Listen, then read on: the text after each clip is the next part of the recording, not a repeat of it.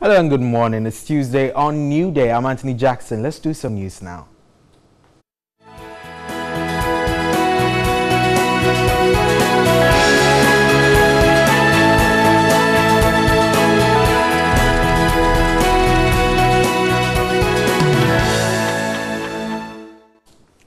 Now, the director of the Center for European Studies, Professor Ransford Jampo, says the unwillingness of Parliament to pass the draft political parties funding bill 2008 is a leading cause of corruption among politicians. His comment is coming on the back of a survey conducted by the Center for Democratic Development, CDD, and a UK-based firm which says Ghanaian MPs spend not less than 390,000 cedis on campaign before getting elected. They conducted by the Westminster Foundation for Democracy and the Ghana Center for Democratic Development, CDD, show the cost of running for political office in Ghana went up by nearly 60% over one single electoral cycle, that is 2012 to 2016. Over 250 members of parliament as well as aspiring candidates were interviewed, with many sharing their experiences about their election expenditure. On the average, candidates spent approximately $86,000, equivalent to 390,000 cedis, to get elected. The survey looked at 4 key areas of election expenditure. These were campaigns, payment of party workers, media advertisement and donations. It also revealed a sitting MP earns 233,000 cedis or $51,000 annually, and therefore a successful campaign would cost an MP the equivalent of the first 2 years of his salary. Reacting to the latest survey, Director of the Center for European Studies, University of Ghana, Professor Jampo, said the development has far-reaching implications for Ghana. The more people spend in running for office, okay, the more likely the chance that they would want to recoup the amount of money spent in their electioneering campaign when they are voted in office through all manner of corrupt means. So if you spend huge sums of money in getting elected and you get to power, you first of all do not think about representing the people, but you think about how to first of all recoup the amount of money spent and then also try to get more for future elections. He argued a passage of a draft political parties funding bill 2008 to put a cap on how much aspiring MPs can spend remains the solution. Kufuor's time, he said, yes, we agree that there should be public funding of political parties, but let's think about modalities or how we have to share, distribute the resources. And he didn't do anything about it beyond that, and then he left office. At Mills' time, the bill was ready. It was sent to his office in 2010, and nothing was done about it until the party exited power after 2016 election.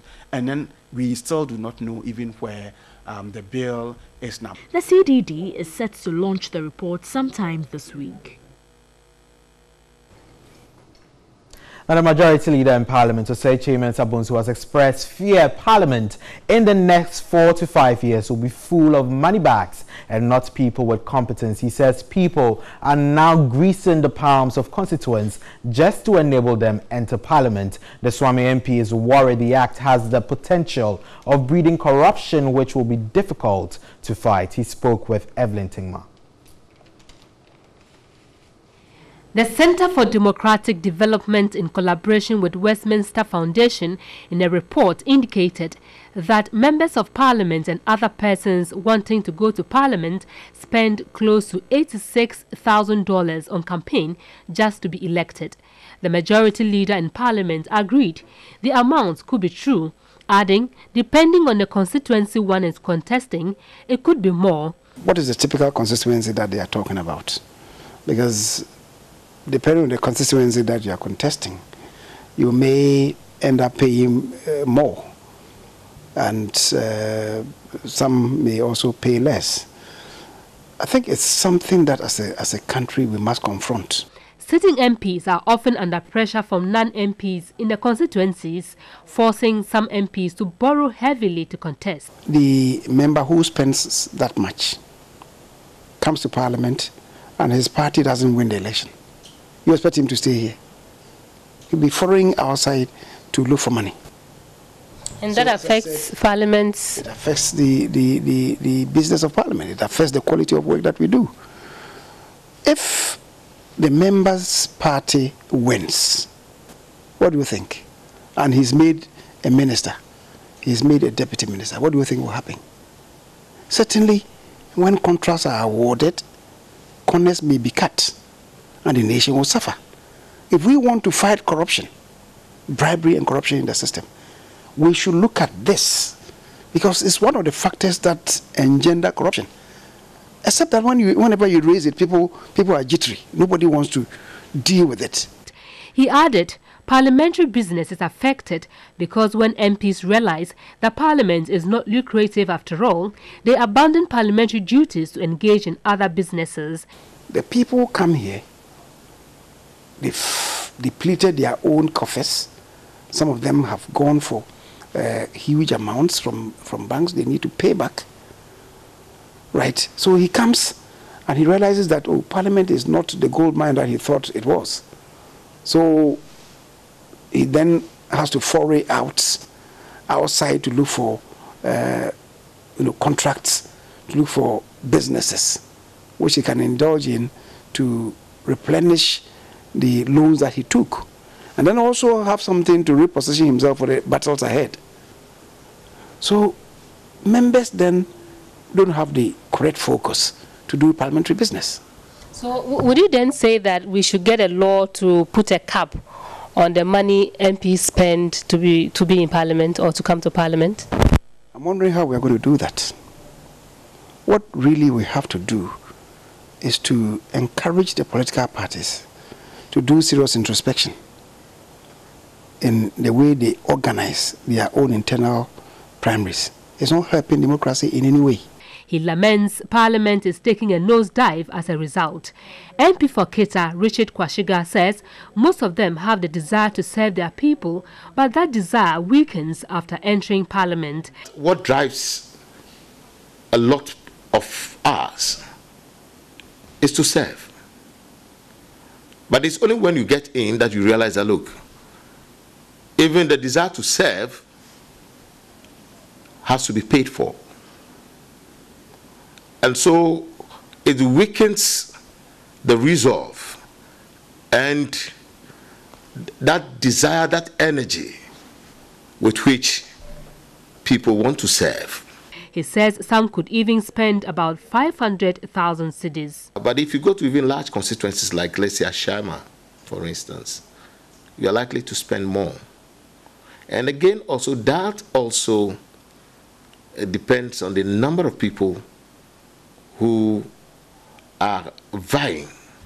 If, let's say, you have about 4 or 5 people, 6 people, at every stage somebody will want to outwit the other, and it's becoming, unfortunately, you could spend that much at the primaries and then the main elections itself, which becomes, that is, you are moving from intra to the inter campaign elections, where you will also be required to spend more money. So putting the two together, a candidate could spend between 700 to even $1 million. Putting the two together, it's a real expensive venture. Away from Parliament, the Auditor General, Daniel Dumelevo, has applied to the Attorney General to grant him powers to prosecute those indicted in the annual Auditor General's report. Addressing a news conference in Accra, he noted the current system is characterized with repetitive stories of financial mismanagement. The powers of the Auditor General could be extended if he is granted prosecutorial powers to fight corruption within the public service.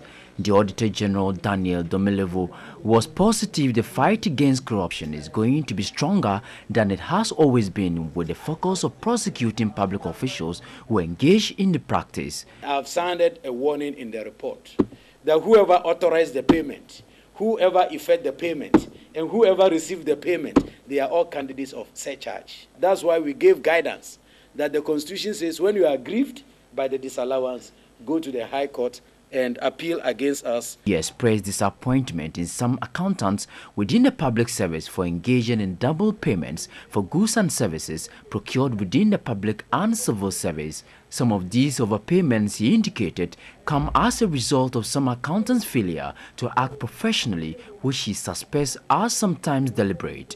The first regulation is to make records available in the course of audit, and in case the Minister of Finance needs it or the Accountant General needs it. So anyone who is managing or keeping public funds has a statutory duty to keep the records. We cannot find it is not an excuse. And some boldly write it as if it's a justification. They'll tell you, yes, we spend the money, but we cannot find it. He said the Auditor General report, which is annually presented to Parliament, will no longer be a compilation of wrongdoings and embezzlement, but will include actions taken to retrieve the monies. We are not going to finish our audits and wait for the TV show at public accounts anymore. When we finish our audits, we raise observation against you, and you decide to ignore it, we will disallow the expenditure and surcharge you. He expressed this is to ensure funds spent on the ministries and agencies do not go waste. Our government, through the Ministry of Health, has recruited more than 17,000 medical practitioners within 13 months. Out of this figure, 245 have received financial clearance since January this year and have been posted to outstations. Meanwhile, the Ministry of Health has secured another financial clearance for 4,000 private medical practitioners to work in government health facilities, according to the Ministry's Public Relations Office. Out of the 17,000 health officers recruited between January 2017 and 2018, 882 are medical officers, while 395 are health officers. 3,058 are general and mental health nurses, while 1,946 are midwives. Community health nurses with certificates and diploma, numbering 1,896, have also been recruited. 3,980 health assistants were also recruited, while 2,576 allied health professionals also secured jobs. Degree nursing holders were 1,312, while pharmacy technicians also comprised 97. 14 physician assistants, 89 food technicians, and 90 technical assistants also have jobs. 48 technical officers, 58 health promotion officers, and 7 lab technicians were also recruited. There were 35 dental surgery assistants and 36 technical officers for nutrition gained employment. These are people who have been posted, 16,502. Just 2017. Just 2017. Because the government policy was that it didn't want people to continue sitting at home, but to clear all of them, because been able to recruit 17,009. These people some of them had sat home for the past 4 years or so. The Public Relations Officer of the Minister of Health, Robert Kujo, said further clearance has been secured for 4,000 private health professionals. He's going to discuss that with the cabinet minister. He will make the president aware, and going forward, we know exactly what to do. Right. So the possibility that these people will be engaged in the next few months, I believe is there. He expressed concern about some junior doctors complaining about their recruitment after government had secured clearance for them. We had already secured their clearance, and we were working towards. That is the number 190 something and the 68. That is the number. At the time they were on air, we had already secured the clearance. And now the Electricity Company of Ghana has rejected rumors of impending load shedding in the next few days due to the shutting down of the Atuabo power plant. Though the problem involves generation of power from the Volta River Authority, ECG says customers will not be affected. Meanwhile, it has initiated steps to compensate customers who were affected due to the crashing of its software 2 months ago. Managing Director of ECG, Engineer Boache Apia, was speaking at the official launch of Jubilee celebrations of the company. Although he emphasized on the immense contributions of ECG, he was extremely worried about challenges which have bedeviled the company. From 2012 to 2016, the ECG had to contend with load shedding exercise due to the reduction of water in Akonsombo Dam. This situation continued and has affected its revenue base. As to how much was lost, the Managing Director, Engineer Boache Apia, declined to mention. It affected our finances and our financial performance because we had less energy to sell during that time. I would say that I do not have the figures right now. But can you give us estimates? Well, I do not want to, at this time, give any estimates. We should be very, very factual. One major disturbing issue to the ECG is the directive by the Public Utilities Regulatory Commission, PURC, to compensate customers. They were badly affected due to the crashing of the software owned by the Electricity Company of Ghana some few months ago. It's a process. So once you have admitted that will comply, it's a process. So when should customers expect? Are you still going to negotiations or something? I said it is a process. The compensation issue, the process for compensating customers is, the activities is a process that we have to go through. At the launch of the Golden Jubilee celebrations, board chairman of ECG pledged huge commitments to roll out renewable energy policy in the coming months. And indeed, in many instances, are beginning to even sell power to the grid. What does it mean when the world itself is saying we are more interested in renewable power than in fossil fuel being used? The Deputy Minister of Energy in charge of power, William Edu, reassured workers of government's commitment not to lay off anyone under the concession agreement. The 25-year original tenure has, like I said earlier, been reduced to 20 years, and the 20% Ghanaian participation has been increased to a majority share of not less than 51% of Ghanaian citizens' participation. Other speakers implored management and staff of ECG to improve on its customer response. Now, workers are still clearing debris from Sunday morning's demolition site at CMB as traders ponder over their losses. The exercise has also caused damage to some pipelines, causing treated water to go to waste. Meanwhile, Peter Kwadato reports the Ghana Railway Company is yet to comment on the exercise. After several warnings, the Ghana Railway Company in the early hours of Sunday moved to the two designated sites at CMB and pulled down unauthorized structures.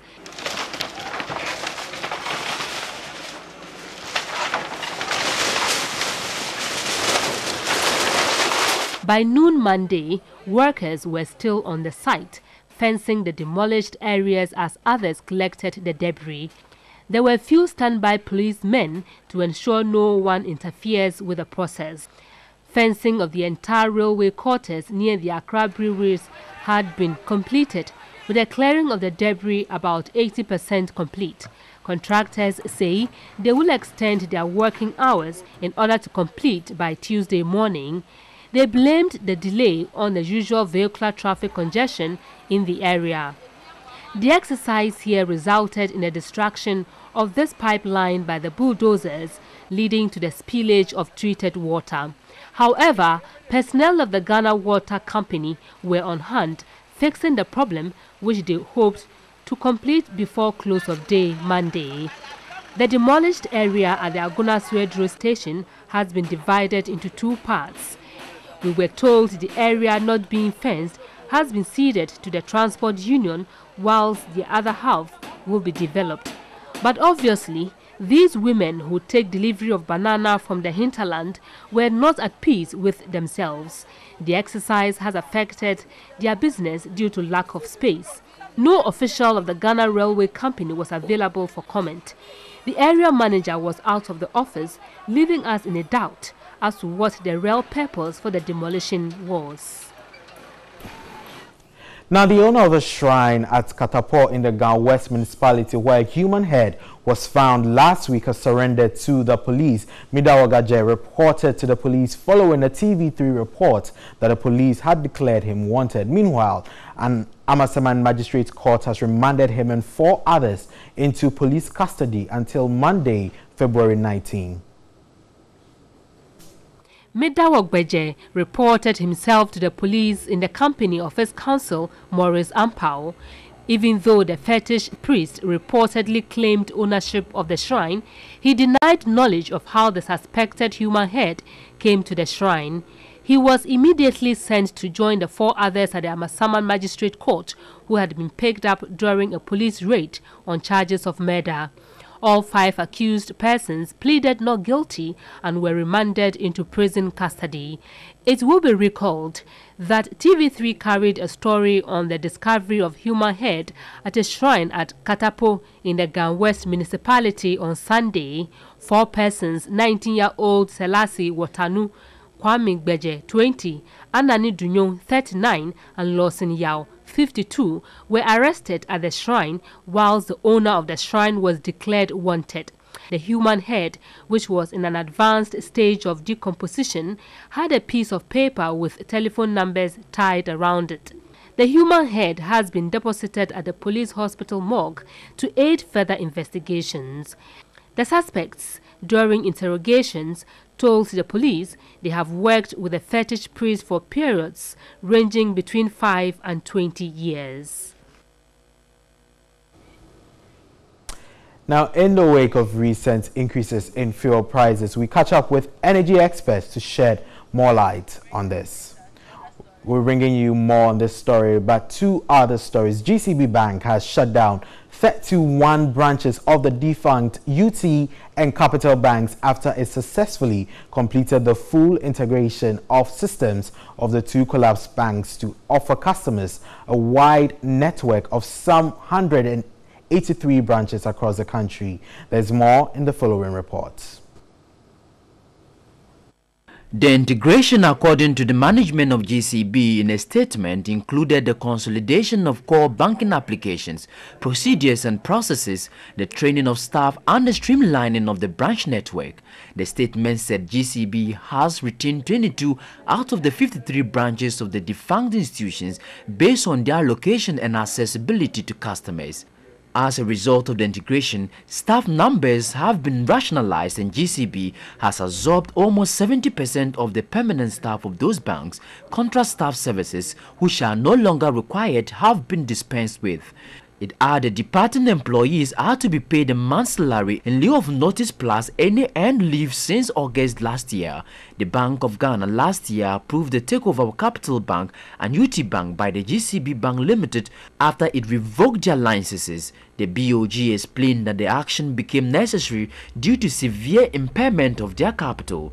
GCB was selected amongst 3 others on the basis of purchase price, cost of funding, branches to be retained, staff to be employed, and impact on the acquiring bank's capital adequacy ratio. We'll take a short break. NewDay returns shortly with Johnny and Amma.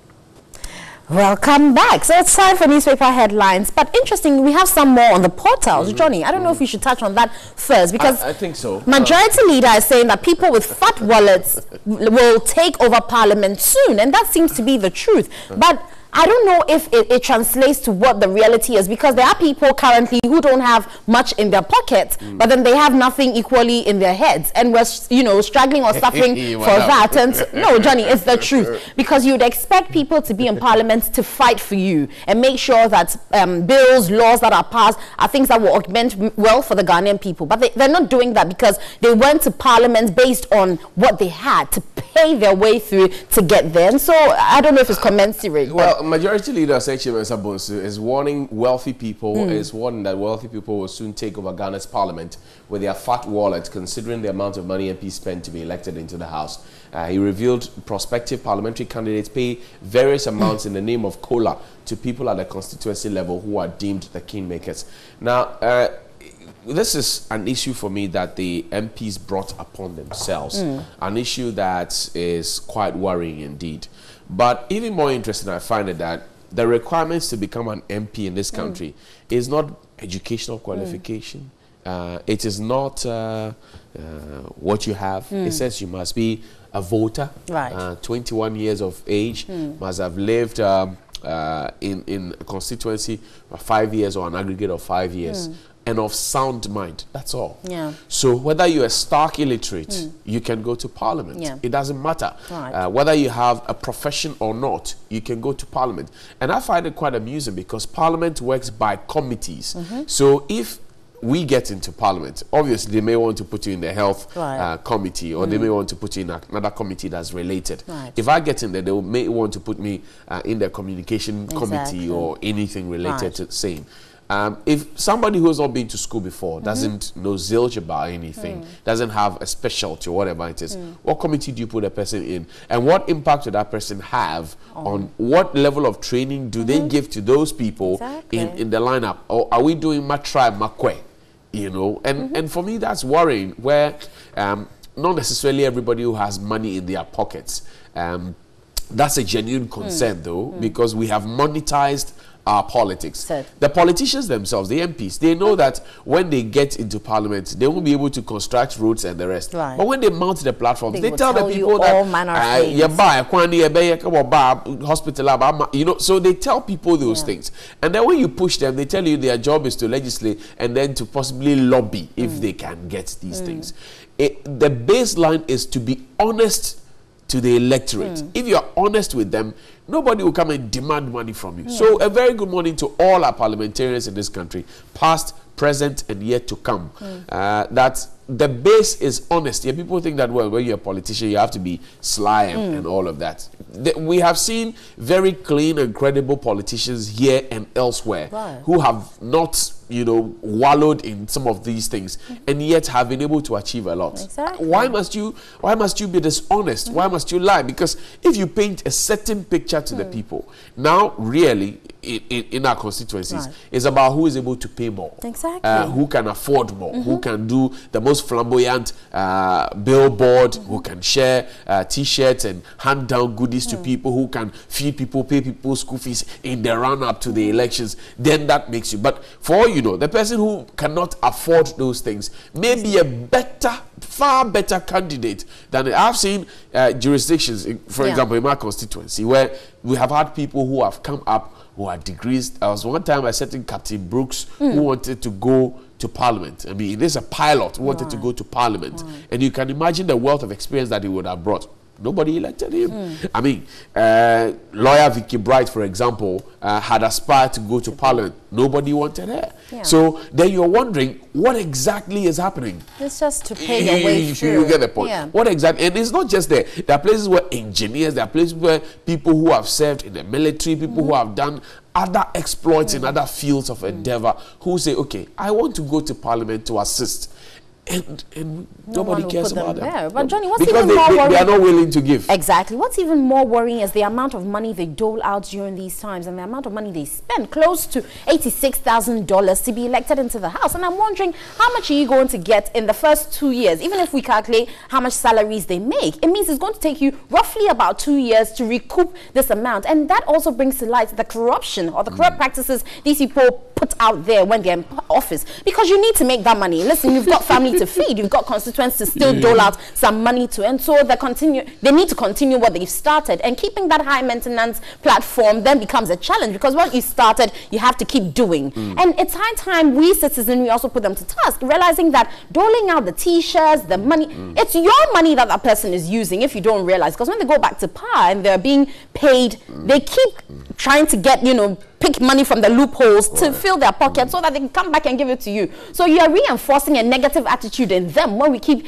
you know, they bring you oil, you collect it, they bring you rice, but you're the same person who come and complain. It is your money they're using, and so we need to put them to task and raise these red flags that this is not how we should go about it, because these are corrupt practices on the very low base, and then when they get to power, they now increase, you know, the skill at which they I think perform. that this is it's a matter right. of concern for the National Commission for Civic Education, Madam Nkrumah and her people out there, the National Commission for Civic Education, Miss Ade as well, Kathleen Ade.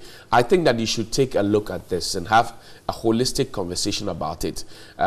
Yes, we may have gone the wrong path for a very, very long time, but let's start re-engineering. Let's go back to the schools. Let's educate people, because until tomorrow, even for people who want to aspire for DCs and MCs, if Parliament so wills that we start voting for them, people would make demands of them. Their only luck is that they are appointed by the president at this point. But when they get into office, I tell you what, people go to them with demands. If you're an assemblyman in a certain area, people expect you to give off money. And the truth, the bitter truth is that most of these assemblymen use their own money to for example, rent wheelbarrows, because the assembly doesn't have, so they go and rent wheelbarrows and they go and clean up the places. I think that we need to sharply, you know, move away from this monetization or commodification of our politics. It's a bad thing, so bad. So bad. And you see, because of that, it trickles down into student politics. If you want to become a NUCS executive, a GAPS executive, whichever it is, USAG, you have to pay your way through it. You have to pay your way through. Now, you're imagining if I'm a student and I'm qualified, and yet I don't have those resources, and my student loan is about 1,000 to 1,500. How do I get the money to even pay my way through? And that is the basis of corruption. It is. It is the very basis of corruption.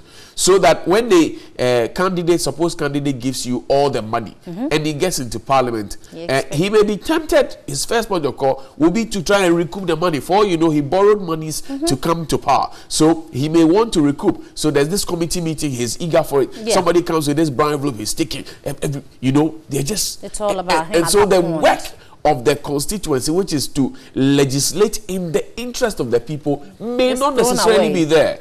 I'm not saying that is the situation, but these are possibilities. They are. Possibilities. If you spend all your earnings just to win an election, of course, you would want, you're a human being, you would want to get back to your status quo ante. So, good morning to our parliamentarians, good morning to the NCCE, and good morning to anybody who is nurturing a political ambition. It is not about money. It is about how you can contribute. And if we have gone that path for a very long time wrongly, it's time to wake up. They say change has come.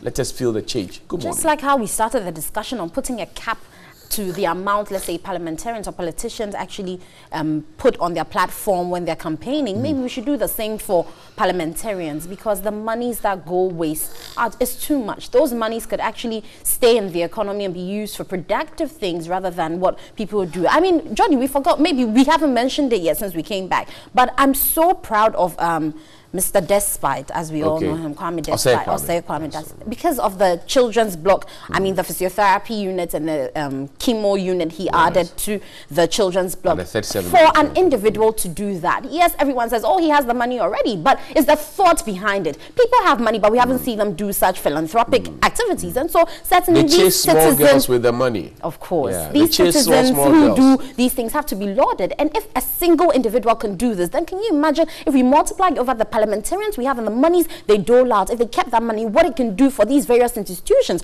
rather than always looking at government as a whole to put out these things. So it's laudable, and we pray that parliamentarians are touched enough to think of saving their money. If you're a big man and you have plenty money, or you're a big woman and you have plenty money and you don't use it to help society, and you rather chase small boys and small girls and take people's girlfriends and people's boyfriends from them, fire will burn you this morning. Yeah. Good morning to you. But Amma, finally on this one, I'm sure that we can also start looking at political party funding. Right. Because in other jurisdictions, for example, I monitored the France election. I monitored election in other countries. In Germany, for example, how the campaigns were prosecuted, you would not even see those giant billboards we see here. You will not hear the hue and cry, the noise out there, blasting speakers, people gather at a rally and plenty noise. Even if you saw it, it was done in some bit of modesty because proper audit was done of every little spending the parties did. Right. Here in this country, even to submit a fully audited account to the Electoral Commission became a problem. And the Electoral Commission, by its own law, says if you fail to do it, I think around May or so, you have to be penalized. Right. The big parties in this country, the NDC and the MPP, failed to meet that deadline, and yet they were allowed to go through. So then you want to ask, were the laws made for the people, or were the laws made for all of us, for us to obey, or for just to have them on paper? We need to start looking at political parties funding. When we have looked at that, then we can also crack the whip and say, look, you are overspending, let's put a cap on it. This is how much you can spend for a campaign, so we don't put somebody at an undue advantaged position.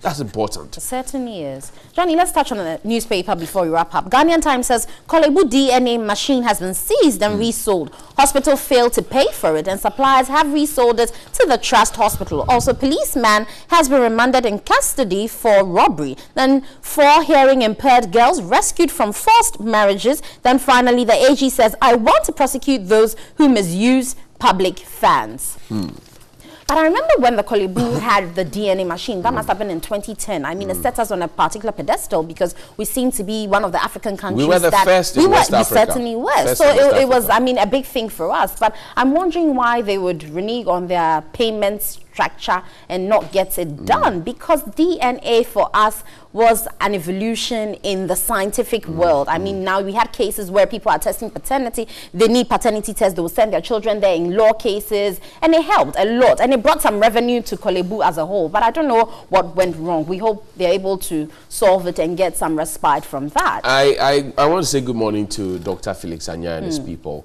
I know that is a problem that persisted long before he got in there, but it is not a good story to have that Kolebu, our foremost tertiary hospital, doesn't have a DNA machine, a deoxyribonucleic acid. We all know how people have become now attached to it. People want to know who are the actual fathers, who the actual fathers of their children are. There's a dispute every now and then. So if it doesn't happen, well, do they have to go to a private hospital, as we've been told it's been sold to Trust Hospital now? This is an embarrassment. It's not good. Kolebu should be the reference point. It should be the first, port of call when you have such a situation. And I think that we need to look at it again. I mean, and speaking of Kolebu, the myriad of issues we have there. Sometimes you get to the pharmacy and the medication is not there. You have to cross. Johnny, it's just, I think... And you are pointed to a pharmacy across the street. Just a few meters away. You are pointed there by the pharmacist himself, or sometimes by the doctor. And you're wondering, what is happening? Why can't Kolebu have that?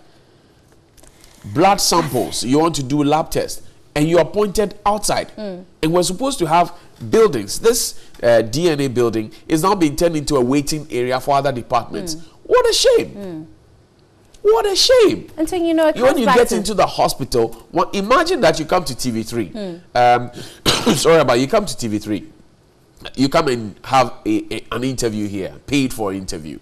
Then you are done and we tell you, oh, you need to cross the street and go to the Accra Tourist Center because they can bend the CD for you. We don't have the machine to bend. How would you feel? It's certainly not right. But it's just because, again, time and we've said this oftentimes, that we don't seem to as a country, see health as a priority. Johnny, because if we did, these things won't happen. Because Kolebu is not the only hospital. There's so many other hospitals where they have these, you know, shortfalls, there are issues, they don't have medications, you go to stores doesn't even stock it, and so you can't even get it as a unit. You'd probably rely on the private facilities to be the ones to stock and sell it. It's high time we all charge government to make priorities for healthcare. It is you and me. It has to be even the most basic, you know, healthcare priorities have to be made. Johnny, it's not right when we say that you set up an institution, you set up a DNA facility, and then because you didn't make plans for it along the way, sometime later, let's say 6 years down the line, they have to take back the machine. And you built a whole structure for it. You used our monies for that. Exactly. It's like an impromptu thing. Someone talks about DNA, we are fascinated about it, we get it, and then but see, at the end of the day, that's not the way to go. DNA machine itself was not being done. The tests were not being done for free. The tests were done, monies were collected for them. What happened to those monies? Or was it part of the IGF that Kolebu itself misused or mismanaged? What is it? We want to understand. It's not enough to tell us that the DNA machine has been seized, resold to SNIT or Trust Hospital, and that's it. That's not it. The machines were put there in 2010. Okay, so 2011, 2012, all the way to 2018, that's 8 years, maybe 7, maybe 6.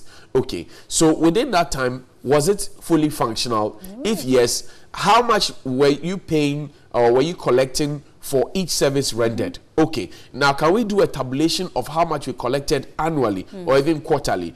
Now, where did those monies go? And how come we couldn't use those monies to pay or defray the costs of that we incurred when we acquired the machine? These are basic. I mean, 1 + 1 is 2. It is not 4. So if we are being told now that it's 0, 1 + 1 is 0, then it's a total waste. I mean, this is unacceptable. It is unacceptable. But I just got a message on Facebook. It's a mail. It says, bro, kindly check, bring to attention of the attitude of students of Osu Presbyterian High School to the attention of the GES. It says, these children make kind of overpass where we call mobile station, a converging point in the morning, and they stay there past their reporting time to school, and they will be reporting after 8 a.m. Before leaving school, and this needs to be checked because it says that they are avoiding routine chores of students and the morning assembly. I mean, which student avoids morning assembly? So, Osu Presbyterian High School, please check this. Your students were told they have a rallying point around the school where they don't come to partake in the sweeping, they don't come to partake in the arrangement of desks and cleaning, they don't come for morning assembly. They wait when everything is done, then they come and join us. You see the kind of lazy people we are building as, we're bringing up as a people. Back in the day in school, we used to go and sweep. We used to arrange stuff. We used to be part of it. I think the whole mentality of, oh, children are not supposed to, but these are secondary school children. You should.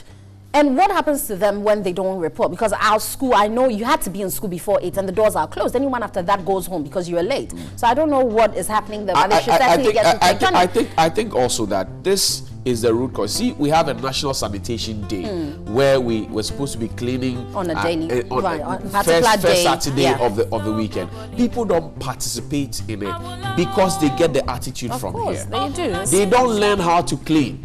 If you're a student and you're doing that, shame on you. If you're a parent and you know your child does that, shame on you. Correct your child now. And if you're a teacher at Osu Presby, it is a duty time for you to go out there, look for the students. They are supposed to be there by 8 so that classes can start at 8. Good morning. Anyway, guys, let's put some brakes on it. We'll be back with more here on New Day. Stay with us.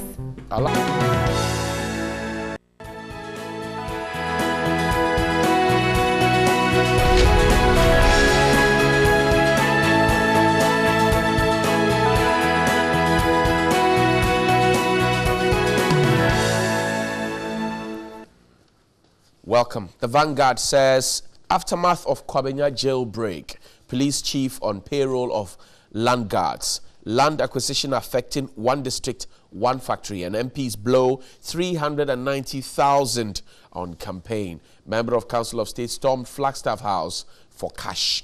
The Daily Statesman says 90-year-old SHS Parish Fulani Headsman GS Director General cited. Jamestown installs new chief. new king after the demise of Oblimpong Kujawebio the fourth. Ghana back as star of Africa with fastest growing economy. Ken Ofori-Atta won't be asked upon Nkrumah says so. The Daily Graphic gave us power to prosecute. Attorney General asks the Auditor General asks the Attorney General. Struggling varsities advised to merge for survival. GMPC assists University of Energy and Natural Resources and NCA to close down defaulting radio stations. The Daily Heritage says stop fueling vehicle while engine is on. Safety expert. And where Ghanaians, Fulanis cry out. NDC takes on Amidu over special prosecutor job. The Ghanaian Times. Kolebu DNA machine seized, resold. Hospital fails to pay for it. Suppliers resell to Trust Hospital. Policeman remanded in custody for robbery and 4 hearing impaired girls rescued from forced marriages. Finally, the Daily Guide says Ras Mubarak dumps wife for Muntaker's daughter. Chumbuafo arrested over stinky audit report and faces behind smuggled cars exposed. Auditor General cries for more power. My guest this morning, the Member of Parliament for Tamale North, the Honorable Alhassan Suhuyini, is a member of the NDC as well. He's here. Chief, good morning. Alaji. Good morning. How are you doing? I'm terrific. Hope you are. Did I see you at the wedding dancing? Ras Mubarak's wedding. Unfortunately, I couldn't. Okay, so it was not you. I saw somebody like you. Somebody as a side like you. Yeah, just I didn't see the Ghana Palava. I saw it earlier. The Ghana. Okay. Yeah. Yes, the Ghana Palava. Let's quickly do the Ghana Palava as well. Azar takes on Attorney General over obnoxious law, education airline, and free SHS corruption as Akufo-Addo okays massive procurement breaches and food supply. The Shraj verdict report. Okay, we'll see. I think it has interesting stories. Yes, it has one flagship that we can look at. Right. The Honourable Joseph Bemka-Dindiok is the Member of Parliament for Tempani as the Deputy Attorney General. Chief, good morning. Good morning, my brother. How are you doing? Sweet jacket, eh? I'm doing well, and you? I'm very fine. Thank God. I'm very fine. So, let's quickly take a reaction. The CDD, Westminster Foundation for Development, say you spend so much money in trying to get to power. And the majority leader says, if we don't take care, people with fat wallets, maybe the ones who will be elected, not people with experience like yourselves or the knowledge that we need. Suhuyini, I'll start with you. What do you make of the entire reportage and the majority leader's comments thereafter? Well, let me say good morning to our viewers and good morning to your crew. I think that first of all, it has to be understood that politics everywhere is an expensive enterprise. It doesn't come cheap in any country to practice democracy. And it is especially worse in our part of the world because our understanding of democracy is still, if you like, at the nursery stages. And it is very difficult for people to understand the roles that leaders who are elected are supposed to play or who are appointed are supposed to play. So we have that confusion in the minds of the electorates, and that to some extent has resulted in the difficulty that I'm sure the CDD is seeking to highlight by this report, even though I have not read the entire report. But it is common knowledge that it is very expensive to run a political campaign in this part of our world, regardless of the fact that I've already said that it is noted that democracy is expensive everywhere. Now, if you come to our situation, the confusion makes it possible for electorates to expect so much of politicians. And I have said that somewhere, that maybe because of the prestige that comes with the position and the expectation that people have of politicians, somehow politicians have also conducted themselves in such a way as to meet or to enjoy that prestige without conscious effort. Some say the politicians bring these things upon themselves, depending on what you promise and how you present yourself to the electorates in the run-up to the election. That is where, to some extent, I disagree. Johnny, if you... Maybe let me put it this way. For me, I don't think that someone who doesn't have a sharing spirit can join politics. If you are not somebody who can empathize with others, who can even share your last resources to see to it that another person gets a better,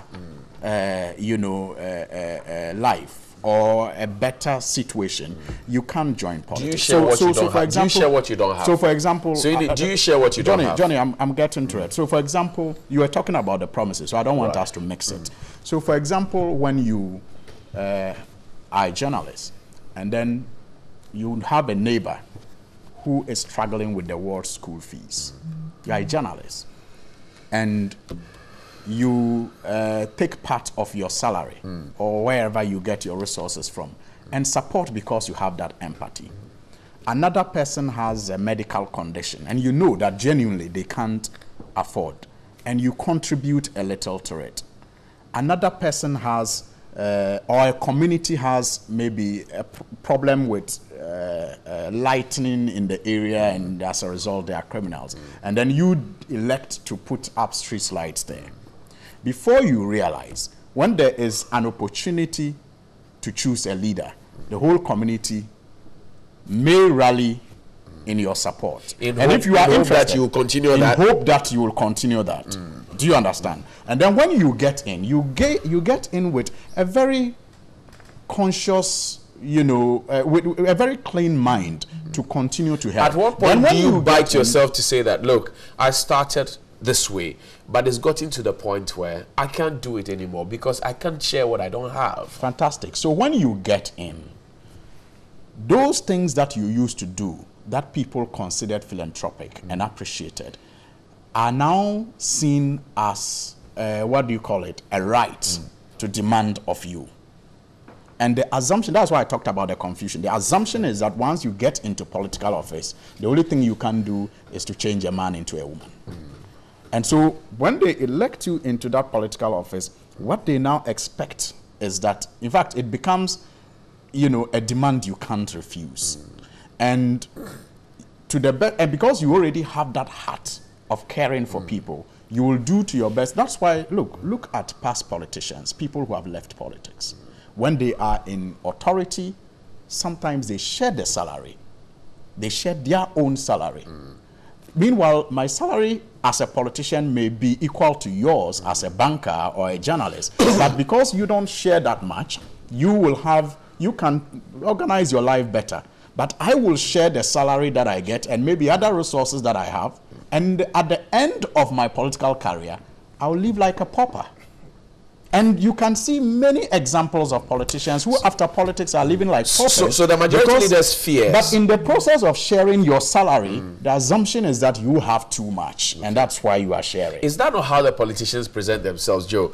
That's why I said maybe the politicians also, because of the prestige, pretend to allow the status quo to remain. If you can afford a V8, whether by loan, and you can afford to wear nice suits like you people do, mine is a uniform, so I don't have. The people have a certain assumption. It's a borrowed uniform. You've run into very dangerous conclusions there. No, I'm asking those questions. Good morning to the good people of the Timpani constituency who are viewing and watching us from far away, Timpani, particularly the only senior high school in my area, Timpani Senior High, headmaster and his staff. Good morning to you. Now, Johnny, my brother has been spot on. He said it all. In fact, he hit the nail on the head, all because he's been in the terrain for some time. You see, it is very, very interesting, and I'm sure my brother deliberately stayed away from something. I could say that even the estimated amount stated they underestimated it in some circumstances. What are the real figures? I don't have any real figures, but I'm saying that it may have been underestimated. Okay, so give me. But if you go through, what are your estimates? If you go through primaries and you go through the main elections, the cost of adverts and the cost of printing T-shirts, the cost of running the elections and posters and etc. I think that it is more than what is the average? What is the average? I'm not giving you any figures. Oh, but I'm not able to give you any figures. But I'm saying that they may have underestimated. Give us a range. Unfortunately, I'm not able to do that today. You know, so what I want to say is that, you see, if you look at our constitutional jurisprudence, you read particularly Article 94 thereabout on the functions of the executive, the legislature, and etc.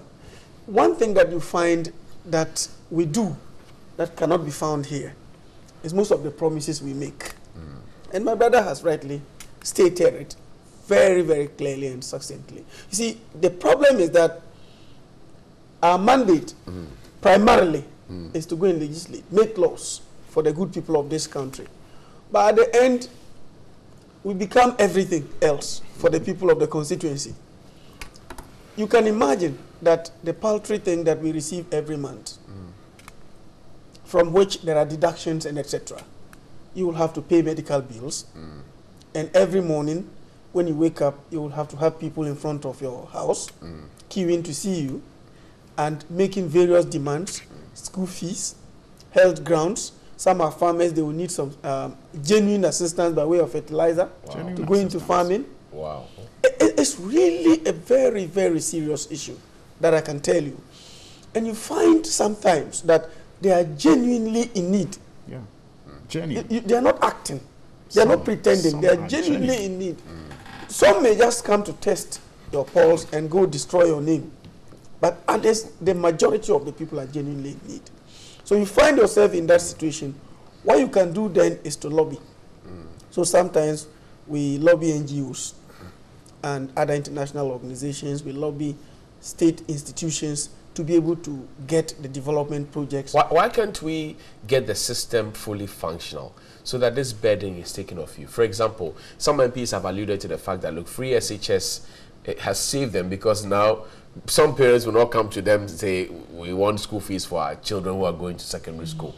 Why can't we make the system work so that people would leave your doorsteps?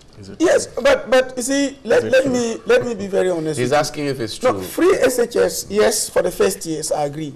But the second and third year, we still contributed something in one way or the other. Right. You know, the truth of the matter is that if you look at... You didn't buy mattresses. If you look at... Yes. If you look at our system as it is now, it will take us time to get to that land you are talking about. Okay. Because you see, we've come from a very, very serious situation of want and need in the past. And we will need to chart a certain path to be able to get to that particular land we are clamoring for ourselves. It's a very unfortunate situation we find ourselves in. And indeed, if you look at, sometimes you think that we are magicians. I must be honest with you. You come to Parliament and you see long queues in front of the desk. People are coming to see us. They are MPs. No, they're to see their MPs. That's a fact. Then you get back, if you get to the constituency, sometimes you don't have a minute of your own. You will have to see them. So, in fact, when I get to my constituency, sometimes I start seeing people as early as 5 a.m.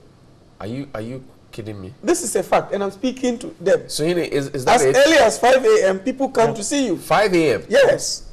Wow. And because they think that if they don't come early... Sometimes to even pray, for me as a Muslim, right, you have to... Because you have five times to pray. You have to go, or even to eat. You have to go to a friend's place secretly, you know, to do all of that. Because there are times that I've experienced this a couple of times. You perform ablution. In the process of performing ablution, you are seeing people, you are talking. And when you finish, you know, the prayer, you may say the prayer 2 or 3 hours after you had performed the ablution because everybody... But don't these people know that you have a religious obligation to your God? No, you see, sometimes they have done theirs.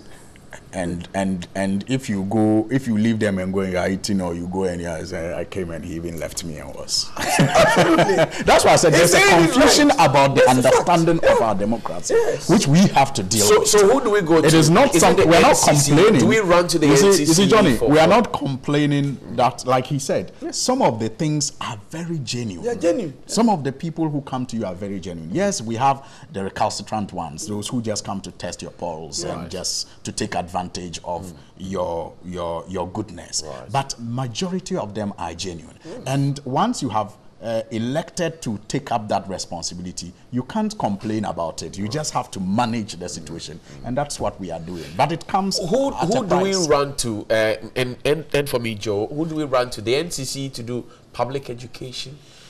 However, we educate the people on this issue. The very basic things that drive them to go to the MPs, if they continue to exist, they will come. Okay. You know, and some of the things are fundamental. You will have a situation where the man's entire year's harvest was a bag or two of maize and a bag or two of rice and maybe one bag of millet, which is not sufficient even to feed them for the year. You are expecting that person to sell from that and go and pay school fees of maybe 100 or 200 Ghana cedis, and the family will go hungry. So they come with such genuine situations to you. So however you educate the people, that look, the MP's duty is to go and make laws and etc. However you do that, you are not going to keep them away because they are going to come anyway. Is that not why we put up initiatives like pro-poor initiatives like Let's Step and Leap and all? Is that not why we did that? Yes, but you see, we brought those interventions in, but those interventions did not actually solve all the problems. That is why the MPs make contributions to continue to help these people in various aspects. Look, sometimes, I'm just going to give an example without mentioning the name. Yesterday, there was a genuine case of a young guy in one of the senior high schools in the Upper East from my constituency who was admitted at Kolebu. And they are going to conduct some emergency operation. They cost 1,800 Ghana cedis. The parents do not have. What am I going to do in this circumstance? It's a genuine humanitarian circumstance. I may have to do what I can from my salary to be able to take care of this young man. I do that. I'm just saying. Should I tell this young man's parents that, the duty of the MP is not to take care of your health needs? No, I cannot say so. If I say so, then I lose that sense of humanity. Or you lose and your seat altogether. That moral upbringing that I have in me, that actually persuaded the people, of course. And you know that my constituency, for example, is one in which the New Patriotic Party had never won in history. And this was the first time. So there may have been a good reason why they entrusted the responsibility. Is it the fear of losing the seat silently hidden somewhere in the equation? No, that is where you have the problem. You see, we are elected to serve the people. You cannot say that because I want to win, that is the reason why I'm doing what I'm doing. No, you are doing it because of genuine humanitarian reasons. Okay. You see, if you reduce it to elections, then you trivialize it. Right. Fact is, even before some of us contested, and I know my brother was in that same situation. Look, my legal firm in Bonga was like an NGO. Pro bono. Young men and young girls will come and queue to get assistance to go and pay school fees. It is not because I'm MP I'm doing it. I did it before. They didn't want legal assistance. They wanted money. Some of them came pro bono. You would do the case because genuinely they don't have. So some of these things have come to stay with us. Difficult as they are. Can we ever surmount that hurdle finally? I'll come to. We will get there one day. When? We will get there one day. The date is not known. It is determined by only our maker. But I know that with the concerted efforts as a nation and the way we are moving, by the grace of God, we will get there. So political party funding has also come up in the equation somewhere. Some people think that, well, if the state is able to afford you politicians a certain support, we will not come back to this conversation, really, largely. Do you agree? To some extent, I do not agree. And maybe let me put this, let me just state this before I proceed.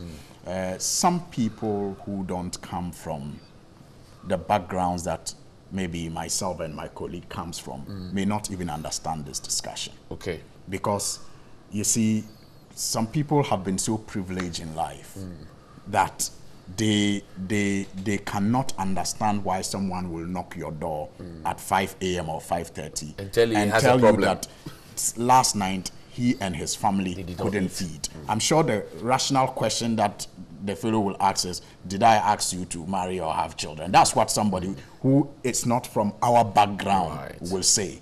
But because of where we are coming from. Why are you taking me out? Because we are talking about it. Do you get it? But because of our background. You're taking me out to suggest to the public that I have a silver spoon in my No, because of our background and because of the need that we have seen in our communities. These are things you cannot dismiss. I mean, and that is why I started by saying that if you don't have that given spirit, you may not be able to do well in politics. So naturally, you already need to have that given spirit. And when you join politics, it only amplifies it. But it does not mean that you have so much, that is why you are given. Because it's not always those who have so much who give. But the way to come out of it, I think, is for us to work as politicians, as civil servants, as people with opportunity to contribute to the growth of this country, to all discharge our responsibilities well, and through those responsibilities, empower, the less privileged in our society. Education, for example, I have said, is a leveler. It is one thing that gives, opportunity to the underprivileged to, to be able to play at the same level with people like you born with a silver spoon in their mouth. It is only education. You see, it is only through education that you can actually have a watchman's son, enjoy the same privileges as the bank manager's son. Absolutely. That's true. It is only through education. So, and when we empower our people and give them the necessary skills, and when we say education, it's not just the degree and then the masters. It is about educating the human being to be able to be independent, to be able to take care of himself. I mean, the skills development, should also be highlighted in the things that we all do to empower our society. Thank you. And I think that is the way to get out of it. Before I get to that story, my brother has raised very interesting things. He's talked about education. Just as said. Okay. The two of us seated before you. Yeah. You know where we come from. Right. My father and mother have never been to primary one in their lives. Coming from that side and sitting here today with you and having this chat is education. Right. So the only thing I can do is to help the underprivileged in that village to come up and do bigger things for Mother Ghana. You see, that genius who may find the solution to all our problems could be hidden in one village. I agree. And the only way out is to assist so that we unearth these talents that will be a panacea to all our problems that we have in this country. I agree. Some of my very best friends have come from nowhere. Nowhere at all. Rural Ghana, the thicket of it. But when we met at GIG and other places, you could actually tell the passion with which they did what they did. But page 3 of the Ghanaian Palaver, the Ghana Palaver, says free SHS corruption as Akufo-Addo case massive procurement breaches in food supply. And I'm linking this because we talk about education. So the problem-ridden free SHS program has become the staging post for massive corruption through willful violations of procurement processes to favor MPP-affiliated companies tapped to supply tons of food to various schools across the country. The Ghana Palaver can confirm the first signs of trouble emerged when Akufo-Addo-led government ordered the centralization of all procurement of goods and services required for the running of the much vaunted but deeply flawed program. The centralization, many analysts who this paper spoke to believe, was done to ensure that hand-picked favorites of the government and the MPP members solely benefit from huge supply contracts. This is a very, shall I say, wild allegation that the Ghana Palaver is hitting at the president and the processes of the food acquisition or procurement in the free SHS landscape. So, how credible is this? What do you know about this?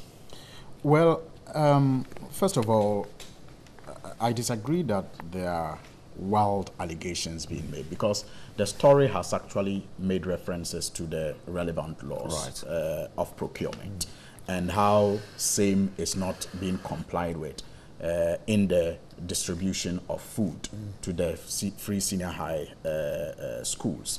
And it has to be said, for example, that the framers of our Constitution in 1992 saw the importance of education.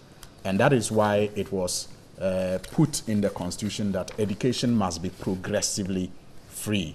And that was to say that on the educational ladder, governments needed to work to ensure that at every level it became free as and when resources were available. And then even went ahead to talk about the free compulsory universal basic education, the FCUB, which was supposed to come into effect 10 years after the Constitution. And it did happen. Even though we still have some some challenges with the FCUB, the debate around making senior high school free came up in the last decade.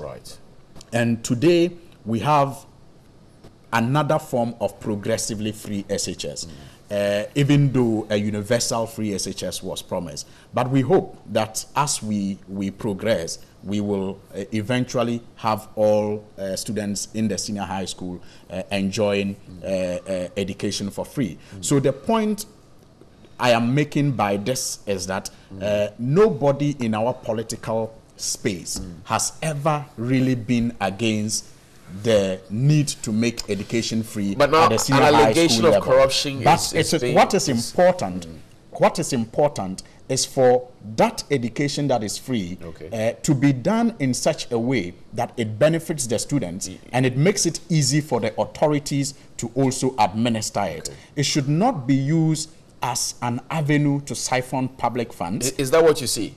And that is what this story is highlighting.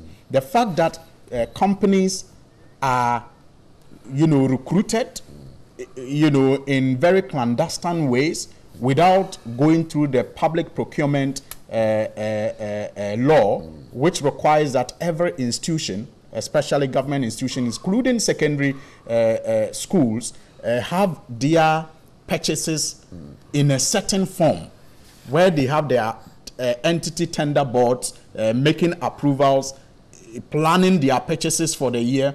That is not done. And even doing price comparisons so that they can make savings. You don't see any of that in what is happening now as far as the selection of companies to provide food to these schools is concerned. So the paper is concerned about how this noble idea of making SHS free, albeit progressive, even though progressive was kicked against, there exists an avenue that some people may be using to my concern is why we want to lay, the paper wants to lay it at the doorstep of the president.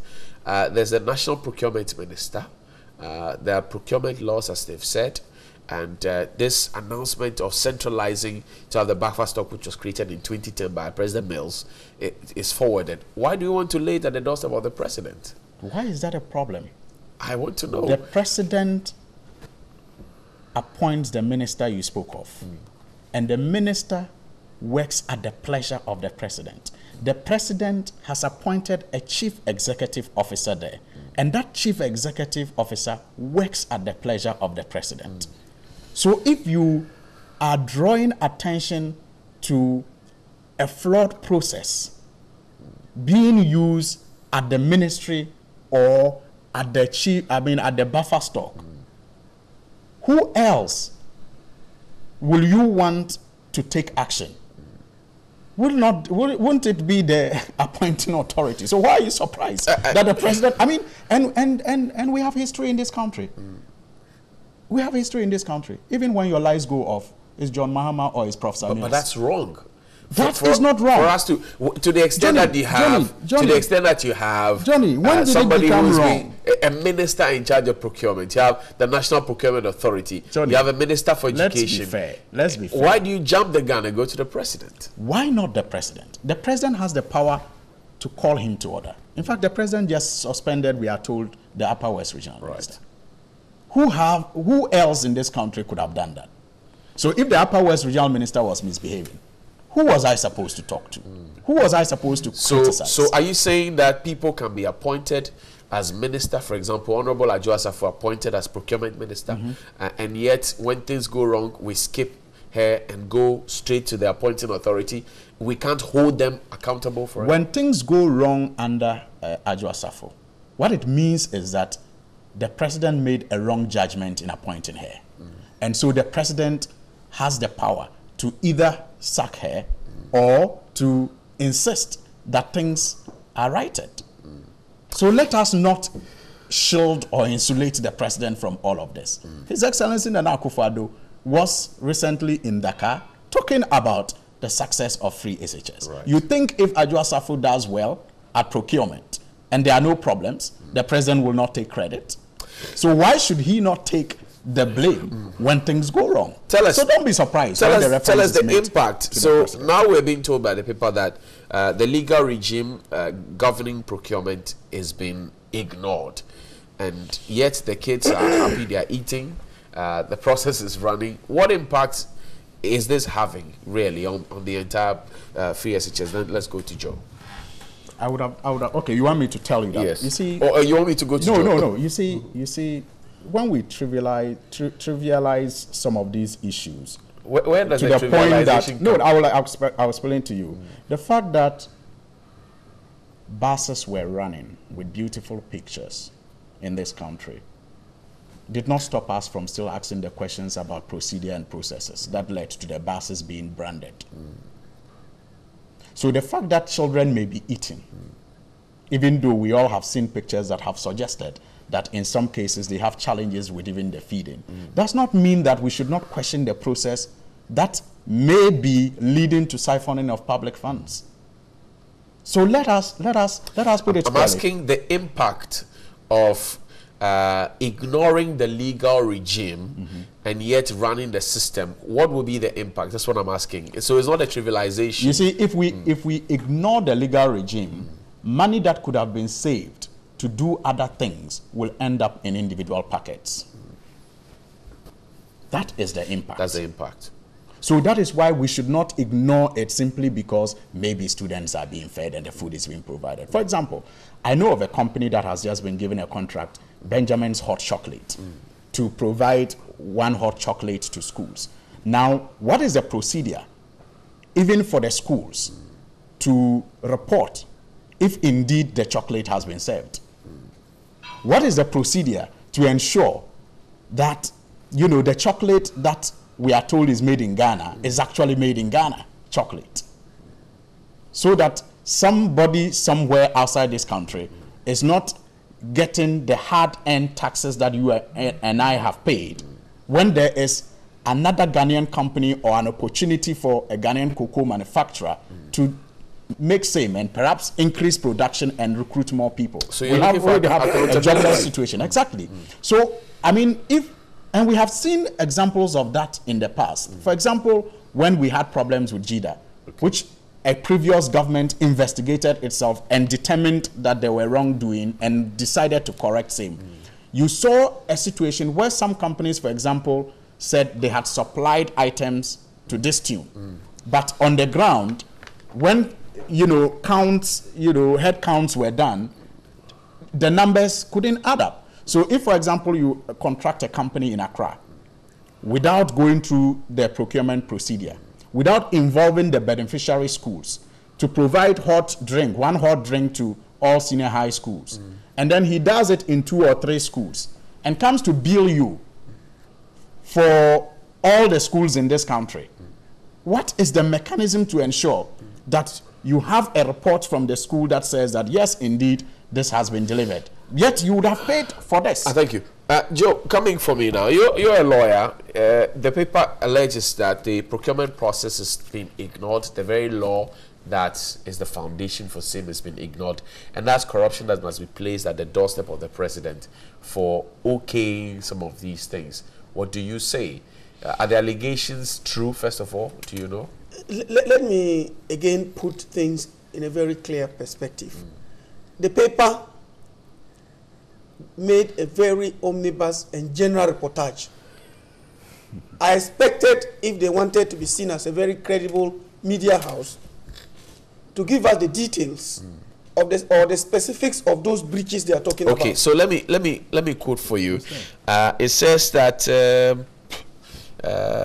under Section 14 in Part 2 of the Procurement Act, all public organizations utilizing public funds for procurement of goods and service are expressly directed to comply with the Act. Section 2 of the Act lists public schools as falling within the remit of the procurement law, and this includes senior high schools. The Procurement Act also stipulates in Section 20A and 20B that a procurement plan must be drawn up by all agencies covered by the law for any procurement of goods and services. This plan is to be approved by the entity tender committee in compliance with Section 20B1A and B. And so those are the legal regime that you are a journalist and a good one at that, by my judgment. Thank you very much.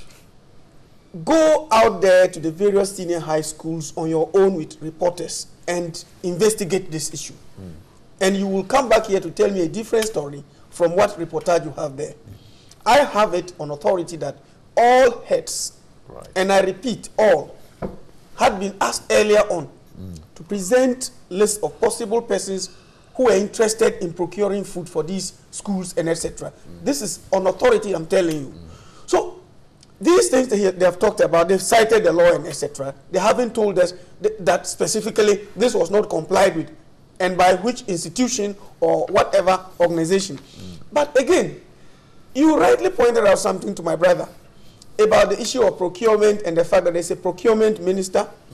We have the National Procurement Authority and all that. There's a board, a competent board with one of my colleagues in my office as a member and etc. who vet some of these things and come. So if you are making specific allegations, tell us how those breaches occurred in respect of the allegation you are making. Otherwise, you will just cite a portion of the law that you are supposed to do A or B, but you haven't told us that these things have not been done. And if they have not been done, to whose attention has been drawn and all that. But I can tell you that this government is extra cautious about procurement issues. And that is why His Excellency the President had to establish a ministry in charge of procurement and etc.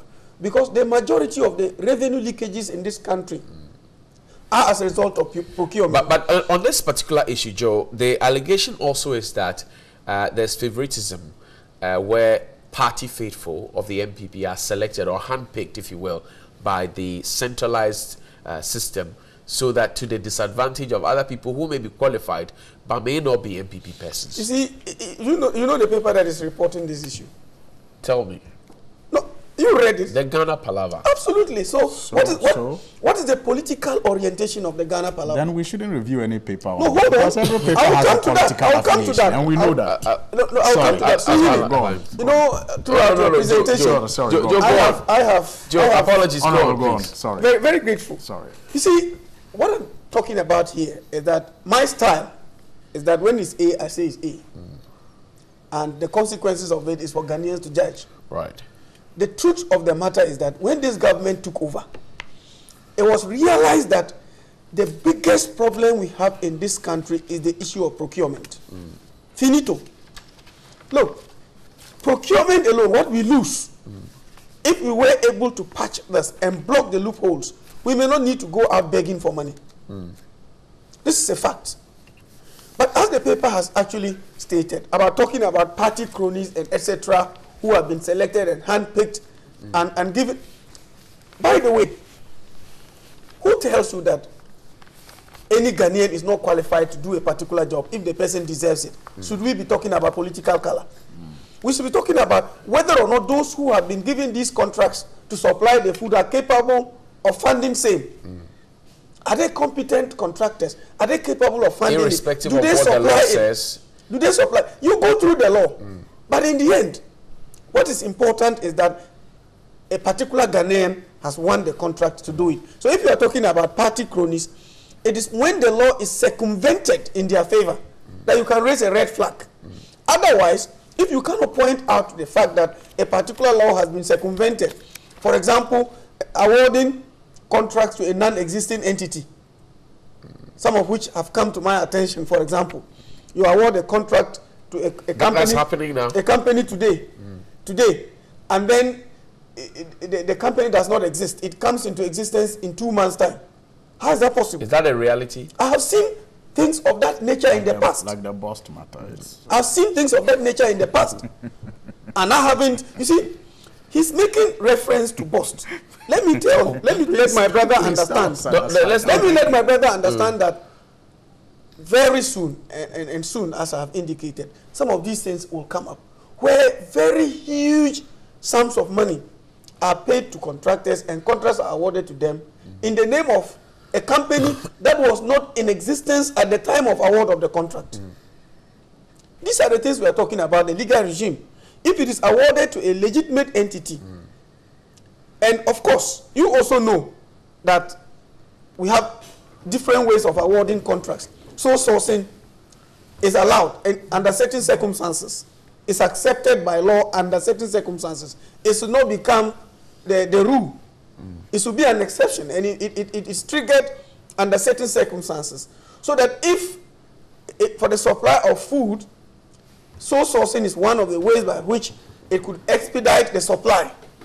I'm not saying that it is done, but if that is one of the ways by which it could expedite supply to the various institutions, why not? Only make sure that what is important is to comply with quality and quantity without due compromise for the safety of our kids. Okay.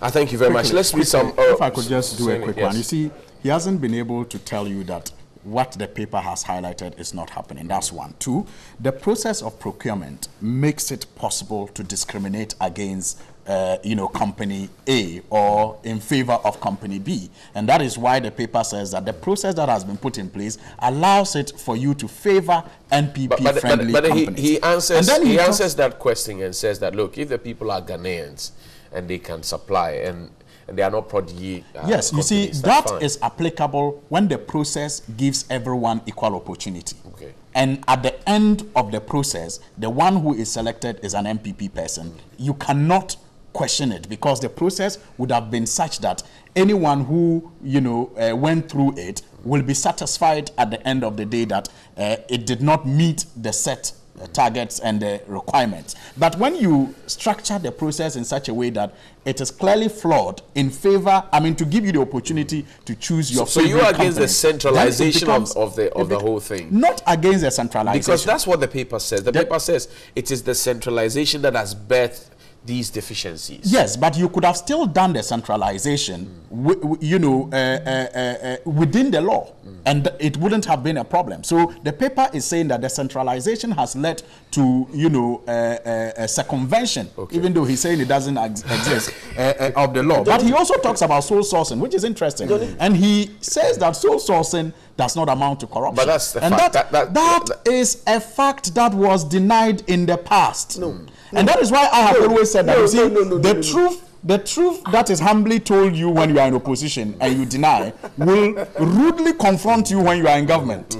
Because you see, when the previous government explained that certain circumstances allowed for the use of sole sourcing, His Excellency Nana Akufo-Addo, and even recently at his Meet the Press, when he was talking about how he's fighting corruption, sought to do an equalization of how he has reduced sole sourcing, which by inference suggested that he was fighting corruption. Okay. When my brother here, who is a lawyer, a very good one at that, says that, look, Mr. President, sole sourcing is allowed. He even says a food supply. You use sole sourcing. Food supply. We need to go. No, Johnny. Yes. Very quickly. No, allow him so we can read the messages. Very quickly. Yes.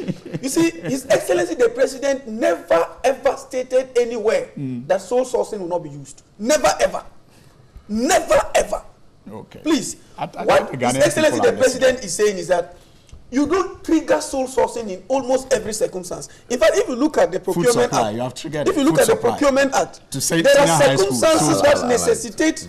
There are circumstances that necessitate or that to trigger sole sourcing. Like if those circumstances are prevalent in a particular manner, then you trigger it and you allow it to like food supply to but let me put this in perspective. If, for example, it is noted that in a particular geography, putting it through competitive tendering will delay the process of getting food supply to the school, then you can't rely on selective tender. And it's allowed. In certain circumstances, it's allowed. But if the schools have reopened and they are supposed to feed tomorrow, and then you are going to put them through tender and it take it 3-4 weeks to be able to procure, why don't you use sole sourcing, which will be one of the circumstances and exceptions, reasons why it should be used. And let me correct that. His Excellency the President said he has reduced the act of sole sourcing, but it is lawful to do it, but it is done under certain circumstances, not as and when you feel like... Joe, does sole sourcing breed chronism? Does it breed sole sourcing? You cannot say an emphatic yes to that. You can't say no. You can't say no to. Okay. It will depend on the circumstances of each to what matter. extent does it breed chronism? I cannot give any marks to that. Okay. What is important is that it is left onto the judgment of the one who is going to award the contract. Okay. Messages on WhatsApp says, good morning, TV3. I'm so happy how my honorable member, Alassane Suhuyini, is clearing things up for us today. He always speaks the minds of the people. I can testify how he's working hard to develop his constituency. Osman in Tamale North, Agenda 2020 member for him. So you have one vote already, Suhuyini. Good morning, Johnny at the panel. I'm totally confused of this cash for seat Brohaha saga. Majority says this today, minority says this tomorrow. Whom are we going to believe now? Only God knows. Amuzu, Oscar Solo in Georgia. Good morning. I personally blame our MPs. They always give us big promises which they can't fulfill. Amuzu Solo, Georgia. Good morning. I love Honorable Kwemka. He's one of the genuine politicians I've known. Kwemka was already helping people before he became an MP. Honorable, keep the good work. Atan Gracious in Alerigo. Lawmakers created the problem themselves. When vying for elections, they entice us to vote for them with gifts and promises. Why cry now? Foster in Ho says so. Hello, Johnny. I like your discussion this morning because the politics are too much. Congrats to your panelists. But tell the NDC man that they should advise Mahama to come back in 2020 because we need him and he's my last vote. Wisdom in Ashaman. Good morning, Johnny. A Greek minister told the world that he has created 745,000 jobs, but we haven't seen any improvement in that sector. As the president keeps on traveling outside the country, he has brought nothing home, or he is hiding because he lied to Ghanaians. The Greek minister must come again and tell Ghanaians the truth. Tanko Abubakar in Shukura. AU Farouk in Tamale says, good morning. In fact, for the first time, I knew the cash for seed probe will not yield anything meaningful, but the interference of the majority committee members and the government of the day, this will continue to be backward in those to fight corruption are now defending corruption. Allah save us from the incompetent and substandard government. Good morning, TV3. Johnny, the MP spent much because of the way they present themselves during the campaign. Bakayoko Yendi, Suhuyini, we are proud of you. Good morning, Mr. Hughes. I'm really enjoying today's morning discussion, but the question is there anything the government can do to stop our politicians from spending these huge sums of money when ideally they know that they can't achieve even 1/3 of their promises to the people during campaign season? Afresika in Sunyani. Good morning, Johnny. Politicians go home after 4 years with huge ex-gratia, while a civil servant after 30 years or more goes home with peanuts. MP should complain. He said you should not complain. I'm sure he means you should not complain. Jeff in Lambusi. Mr. Hughes, your two panelists have made my day. My younger brothers have shed off their political cloaks and thoroughly dealt with the first issue, Fat Wallet. They were both factual and discerning. I hope they will continue to work this way to uplift the North for the shackles of poverty. Engineer Francis Zachary in Bawini Zachary in Tamale. NDC, when will the propaganda stop? Ghanaians are wide awake, I beg your pardon, so they should stop the olden day style of communication. Amino in so good morning to you all. Greetings to my English teacher, Honorable Joseph Dindiok Banka. They all spoke well. If they complain of the way people troop to their home for help, what about the assemblyman who has no salary, yet they help their electorate? Tell Honorable Joseph he should quit and join NDC. Honorable Boogie from Zwa in Amdam. Good morning, Johnny. Please, I'm an expert in laundry, ironing of suits and shirts. I'm unemployed. Can you please employ me so I can be ironing your suits for you? Thomas, let's talk. Send a WhatsApp message with your number. Let's see what we can do. I have a few borrowed clothes that we could perhaps let you iron for me. But you know, I think I like the last but one texter. He has hit the nail. I raised that question earlier when we wrote this morning. I've always sympathized with the assembly members. In fact, I have amazing assembly members in my constituency, and I always sympathize with them because some of the things that we go through, in fact, they go through it on a daily basis. Sometimes you go through it only when you visit. Look, when a woman is in labor, they knock the assemblyman's door. When a goat is missing, they are likely to invite the assemblyman. Yet these people don't have any allowance whatsoever. They do it that's just as in a your sacrifice. constituency where the assemblymen are even available. Yeah. In parts of the Greater Accra region, they are not even available. You can't find them. That is why I was saying that in some cases, some people will not appreciate some of the things that... Yes, I've been earlier this morning, I raised that conversation. So I know what he's talking about. I've been an assemblyman for 8 years. So I really sympathize They eventually with let you do everything. Yeah.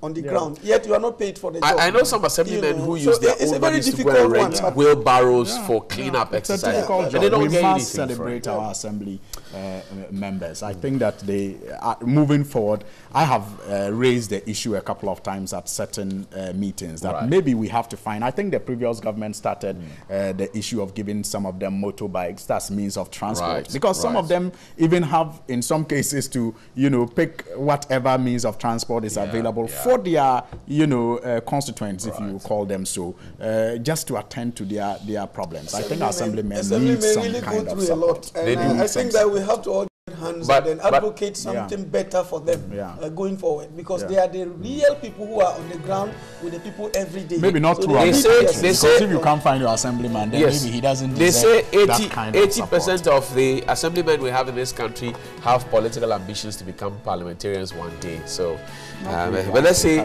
thank you to Honorable Joseph Pemkading Diok, is a Deputy Attorney General and is also the Member of Parliament for Timpani. Chief, I thank you very much. And Alasan Suhini is a Member of Parliament for Tamale North. He speaks on behalf of the NDC. And I thank you also very much. And we'll take a break at this point. Happy birthday to you, Reverend Julian Okine, my own nephew. Happy birthday to you today. It's your birthday.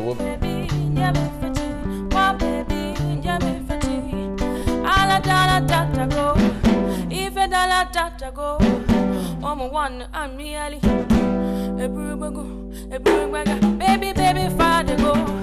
All the boys sit up below. They want some go.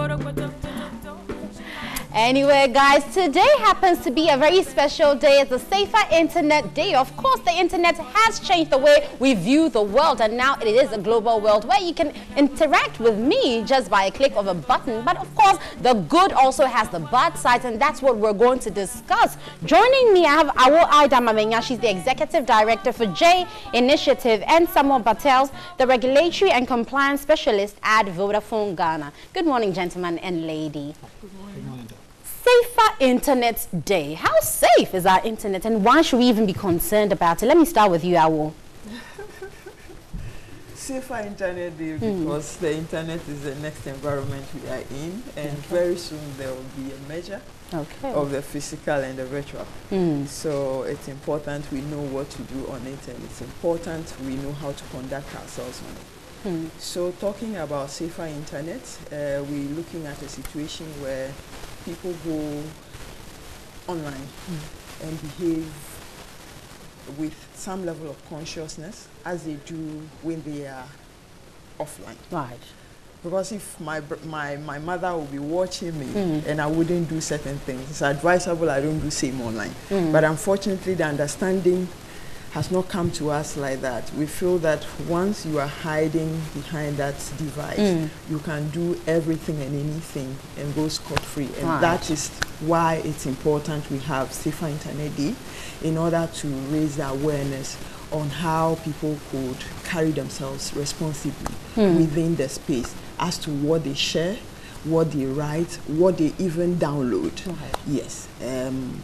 Those are the basic things that we look out for when we talk about the safety.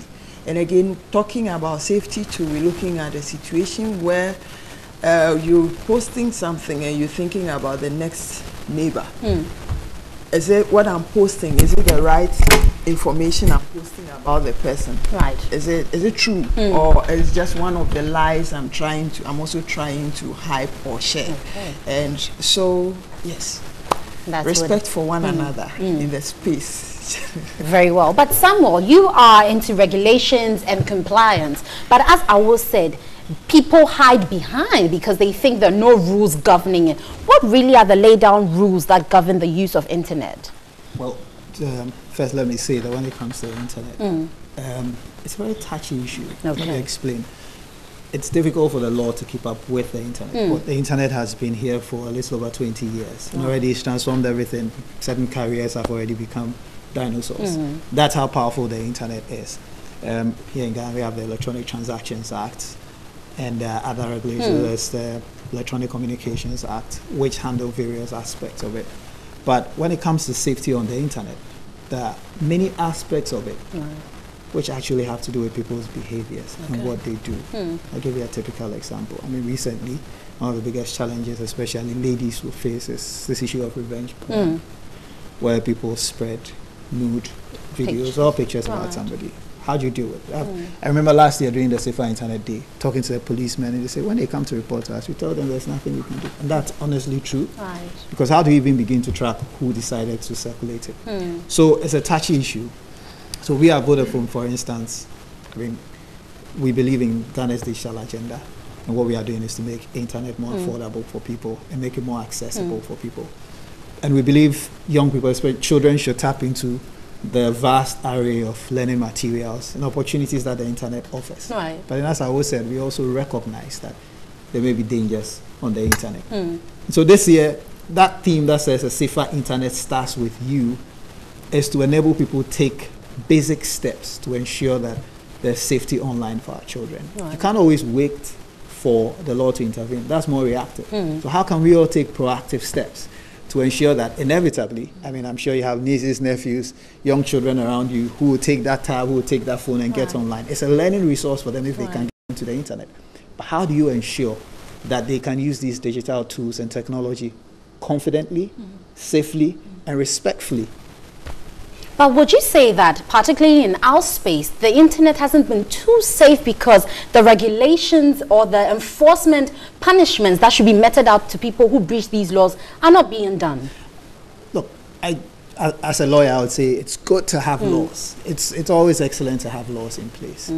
But again, as I said, one of the scholars in this area, one of the key things is the law cannot always keep up with technology. You may legislate today, and tomorrow the circumstances change completely. So what do? Do you legislate every month? Because on a regular basis, people are developing new things that may not always be captured by the law. So I like to emphasize more on behavioral change and attitudes.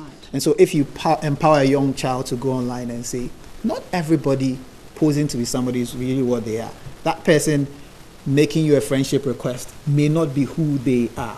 When in doubt, ask an adult or interrogate further, ask certain questions to establish the identity. The law may not be able to help you with that. It may only come in when something has been done wrong. Because if a person goes on the internet and says, I'm a 14-year-old girl and I attend this school, which law has the person broken? None. At that moment, they may have been representing themselves falsely. But really, what are you going to arrest them for? But at that stage, that's the point at which the young child or young person is going to engage with them. So how do you empower that young person to go online and decide, these are red flags that I have to look out for. These are things that I have to do. And so for instance, there are lots of illegal activities, or should I say, activities online, which are very detrimental to children. But in Ghanaian law, you may not have legislation against it. I'll give you an example, cyberbullying. Right. And so kids will go online and say very hurtful things against other kids, for instance. What would you arrest them for? But when you have empowered a child to see the traces and say you can't be teased, if people put this image about you online, this is how you deal with it. The child is able to deal with it practically, and is also able to deal with it at an emotional level. Cyber stalking, where somebody would, almost like in real life stalking, where a person would follow you wherever you go and the person just keeps going. Or now they even have what they call cyber kidnapping now, where a person can actually, especially for those who are putting pictures of their children online, person can do all the collection and claim to be that person's parent online. And all these other ones, they cannot be legislated. They may be able to legislate for it, but as it stands now, we are not able to catch it within the law. So we believe empower the children, empower parents, so they can teach their children how to handle these things. Empower industry like you, so you create safer content. You condemn the wrong content when it comes up. You condemn illegal activity. Empower the legislators. So again, perhaps at that level as well, they can also make the requisite laws to deal with this. So it's everybody's responsibility. It starts with all of us. Well, but you have been part of the Safer Internet Day celebrations over the past 5 periods. And I want to know, over the years, have you seen any improvement in the way we interact with the internet to make it safe? Yeah, Doc, I think there has been a lot of improvement when it comes to that. I recall we started in 2015. The first one was in 2015. The patronage wasn't so good. Yes, of course, TV3 had us to discuss a couple of things. 2016, we saw that more people came on board, and then we also went to the next region. In 2017, Vodafone came on board, other people came on board, and we went to 5 regions. 2018 now, Vodafone came on board, other people like Tigo and MTN and Co are all on board, and then we moved to 10 regions. So the celebration is actually taking place in all 10 regions today, except in Upper East, who has a peculiar marketing issue, so they will have theirs tomorrow. But the response has been very positive, and we get the sense that more and more people are getting involved. They're getting to understand what it means to comply with safety rules when they are online. More people are also getting informed about things that they could request for from their service providers if the need arises. So a parent could walk to a service provider and say, okay, I want you to activate this anti-spam platform for me. I want you to do ABC for me. They walk to CID unit to ask for this, to request for this and that. So for me, that's a positive sign. It gives us the excitement to keep doing what we want to do, and even taking it much, much closer to people. So this year, that is the more reason why the regional programs are being held in the various local languages. So we're having the one in Greater Accra, that's the Osu Home Schools currently, which will be in Ghana. So anyone who could not speak English to come to British Council could go to Osu Home Schools for that kind of theme for this year? This year's theme is create, connect, and share respect. A better internet starts with you. Certainly does, because with this advent where there's so much trolling, as it's called, on social media and the internet space, where people are expressing their views and others are so, against the dissenting views, and there's a back and forth, we certainly need to push this further. But I would also finally like to ask, because you mentioned putting your child's or your children's pictures out there, what really is the problem with that? Okay, so let me just explain it this way. Would your child like their images to be out there? If it was an adult, you'd assumes the child doesn't know much, so maybe. Last month in France, a 16-year-old child sued a parent for posting these photos without his consent. So we may get to that again. I spoke Rights protection. I spoke to you about the cyber kidnapping, for instance, where there was an instance in the US where this person had put so many pictures of the child, and somebody then had downloaded it and created a page and was using that page to solicit money from people and saying, my daughter and I are stranded here, you know, my sweet daughter, and we need this money. And people started sending money. And it took a while for him to realize that this is what is happening. The other more dangerous one, and we may not be very familiar with it here, I'm sure, so you have pedophiles. Yeah. And there are pedophiles who go to the extent of doing what we call pseudo images, where they pick an adult's body and pick a child's body and they fuse it together just to fulfill their fantasy. Now, as a parent, you ask yourself, would you want this to happen with the images of a child? Because once you post it, you may lose control of it. It's because of things like that that the activations we'll do, and we'll be in Cape Coast, we'll be in Volta region, we'll be all across the other regions. When we engage in instant schools and we are teaching the kids the better ways of using the internet, we also tell them these are the dangers, but that notwithstanding, once you know what not to do, you are empowered to do what to do, because the internet is a massive resource for learning. And you know, globally, for instance, we've entered into a partnership with Parent Zone, which is a non-governmental organization in the UK, where we've created what we call the Digital Life Skills Workshop, which provides a set of guidelines for not just young people, but also parents, to ensure that we are on the same page. And we know the tool we are working with. Because sometimes it's a bit like fire. A good servant, but a very bad master. Very well, guys. So I'm sure you've been interested in this discussion because we are talking about Safer Internet Day 2018, and that is happening today. It's also going to take place at the British Council and then the Osu Home. So certainly, if you in the whole country, certainly, but for those in Accra, they can make it to either British Council or the Osu Homes. And I've been speaking to Awo Aida Mamenya. She's the Executive Director for J Initiative, and Samuel Battels. He's the Regulation and Compliance Specialist at Vodafone Ghana. The slogan for this year is Create, Connect, and Share Respect. And I hope you certainly will do out there in your internet space. We have more here on NewDay for you. Stay with us.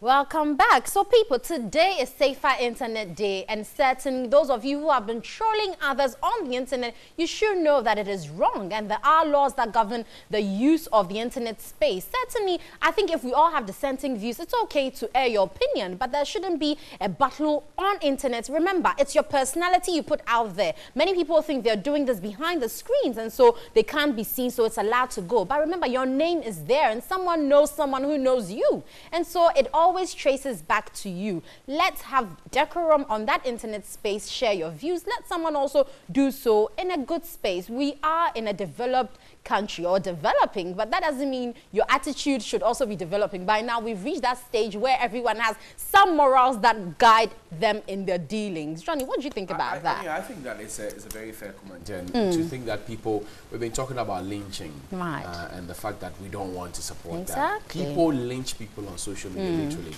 If you disagree with somebody's thoughts that is expressed, let the person go. But there are cases where people have been branded as being extreme. For example, the ongoing conversation about feminism, equal rights, and cooking and slavery and all the issues related to it. I mean, and sometimes it only makes sense that if you are pushing a certain agenda and the totality of the population out there tells you, look, this one, it doesn't add up. You need to, it's okay to have a dissenting view, but you also can't be a lone ranger going the wrong direction, so to speak, by the perception of the people. I think also that parents should be very careful what they expose their children to. Because yes, the children will have access to the tablets, the phones, the computers, the laptop, and everything else. But what are they going on to? Sometimes if I want to give my laptop to my nephews and nieces, there are things that I disable so they are not able to visit certain sites. Because there's always the temptation, you know, something they may have seen somewhere, something somebody might have told them, and they would want to go in that direction. So it's important for parents first to protect their children and not necessarily wait for a certain legislation to want to come. Because look, I've had a conversation with a lot of IT gurus in this country, people who are managing cyber crime and cyber experts. What they tell us is that the legal regime itself doesn't necessarily seem to protect people. I mean, we always have a residual approach to dealing with the issues. But how do we protect our youngsters from these things? It's very important because how we start them off you know, and basic practices of, oh, if you are using a laptop or a computer that is not yours, when you log in your email account, make sure that you log out. Right. A lot of people don't know. People think that when you shut down the machine, it goes automatically. That's it. But you see, so basic things that we need to teach them. Right. But it even brings the question of ICT education. Right. And where we saw a teacher trying to use a stone to demonstrate what a mouse is. And we talk about ICT, there are so many schools, all our basic schools and secondary schools are supposed to have ICT centers. Yeah. But some of them don't even have electricity to start off with. They don't even have a classroom. Why would they do an extra center? So then you're wondering, what is the essence of this ICT? My old school, my old JSS that I attended, the Carnation Anglican JSS, is supposed to have an ICT center adjoining to it, which was constructed 10 years ago. It's been locked and the keys, I think, are in the MP's pocket or so, and the children for 10 years have not had access to ICT education. Yeah. So they only read and learn theory, what theory the teacher has. Or if the teacher has a laptop, he brings it and they use it. But why must it be so? Are we in a banana republic? Let's say good morning to Honorable Ahmed Arthur. The ICT and Library Center is 10 years.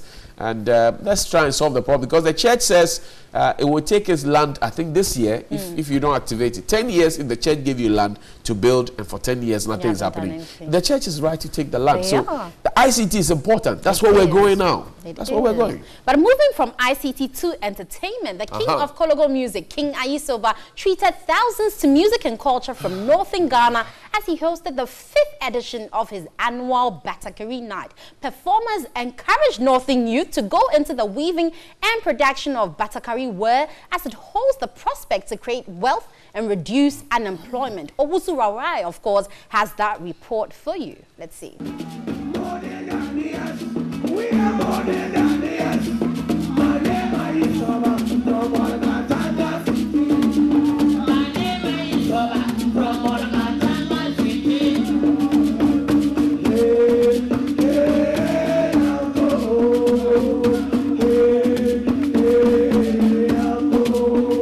And that sets the tone for the show. Batakari Night is an annual celebration of music and culture from northern Ghana, with performances from the king of Kologo music, King Ayisoba, and his friends.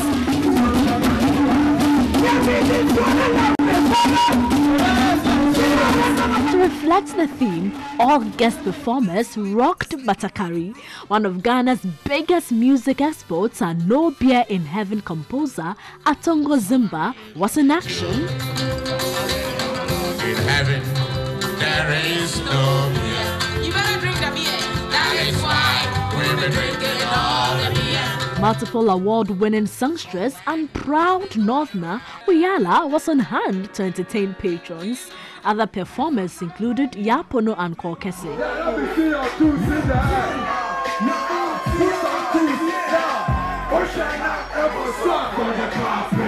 The platform was also used to showcase and market smoke produced from northern Ghana.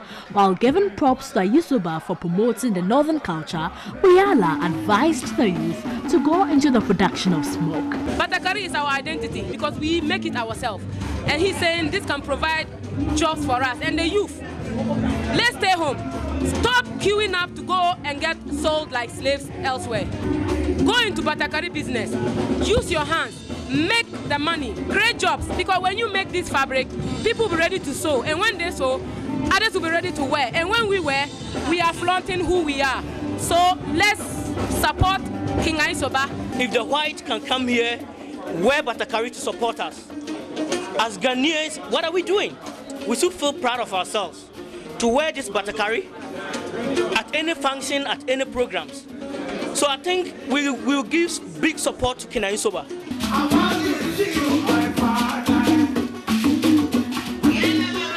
Excited patrons couldn't have asked for more.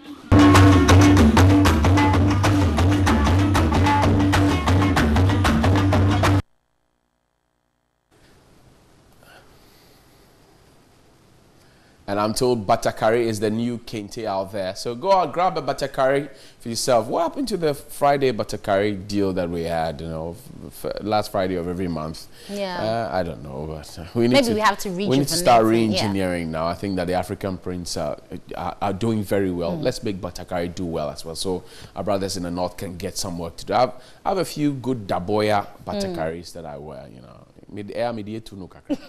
Some messages here on WhatsApp says, Auditor General is talking too much. If you like, he can seek powers of a judge. The law, as it is, cannot be twisted to suit anybody's interest. I think he should better get to work and stop wobbling. After all, we know what he is doing is just to do so to be factored in the good books of the new regime. He should give us a break. Alaji will appear if you think so? Well, help me wish my lovely wife, Irene Ayer of St. Joseph Hospital in Kwanta, a happy and blessed birthday. I bless the day I met you. Pastor Blistich. Oh, that's lovely. Happy birthday to you, Mrs. Irene. Sweet one there to you, and also to you, Reverend Julian O'Kine, my own nephew. Happy birthday to you of the Anglican Church. I'm Julia from Tamale, and I like watching your show. Johnny Hughes is only your dancing moves that I want to learn. Butterfly in Tamale says, hello, good morning, TV3, the mouthpiece of democracy.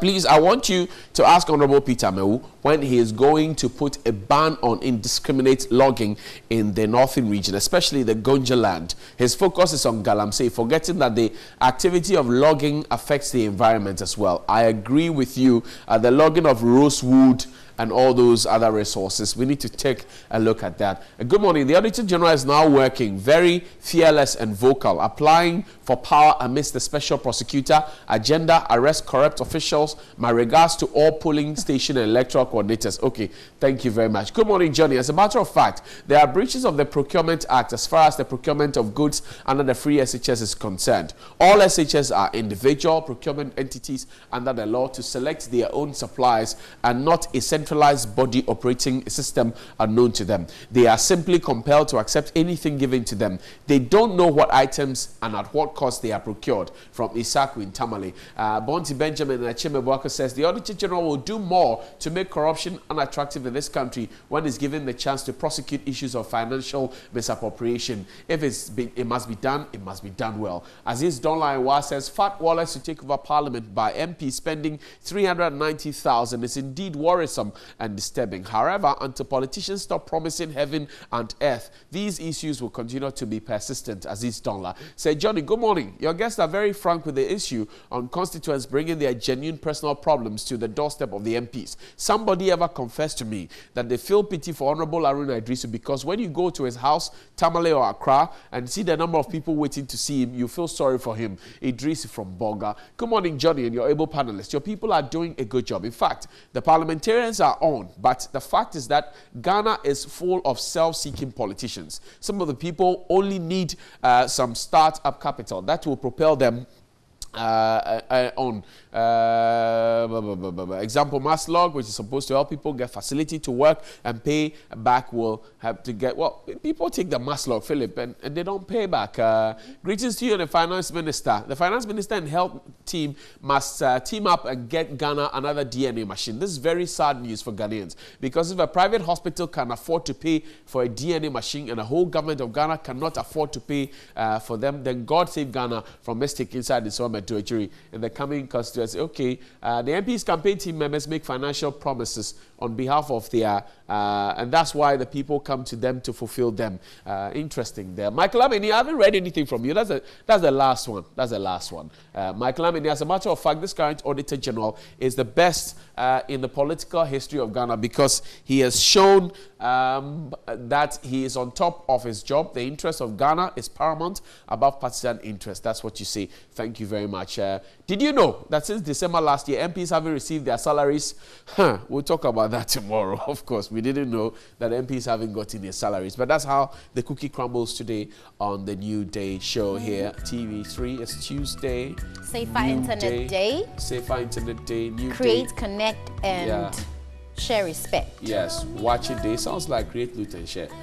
But that's why I have to take my time, just so I don't say what Watch it day. Today is New Day, Tuesday. Watch it day.